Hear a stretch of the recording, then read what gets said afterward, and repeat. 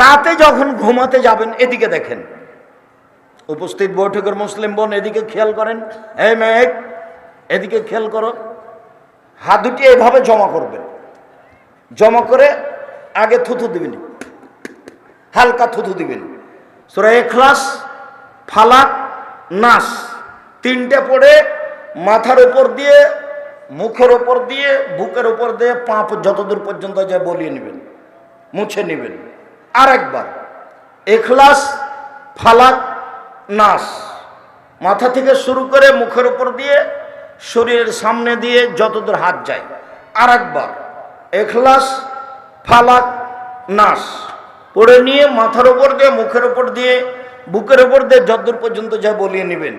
আয়েশা রাদিয়াল্লাহু তাআলা আনহা বলেন, যখনই আল্লাহর নবী বিছানায় শুইতে যেতেন তখন এটা করতেন, অন্তত নিজেকে বাঁচান যে আমি কোরআন মাজিদ পড়ি। একদা আল্লাহ নবী বলছেন, পৃথিবীর মানুষ সঙ্গী সাথে শুনে রেখো, কেউ কি রাতে কোরআনের 3 ভাগের 1 ভাগ পড়তে অসক্ষম পারবে নাকি? তো সাহাবীগণ বলছেন, আল্লাহর নবী কে পারবে, এটা কি সম্ভব?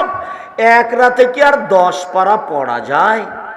3 ভাগের 1 ভাগ কি কোরআন মাজিদ পড়া যায়? তখন আল্লাহ রাসূল বলছেন, শোনো শোনো শোনো, সূরা ইখলাস হচ্ছে 1600 কোরআন। সূরা ইখলাস একবার পড়লে 3 ভাগের 1 ভাগ পড়া হলো।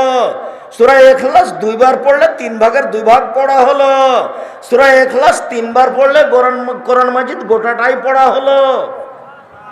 একবারে নেকি লুটে নেন, শ্বাস বন্ধ হয়ে গেলে সব পাবেন, নেকির অভাব নেই, নেকি একবারে ব্যাগ ভর্তি করে নেন।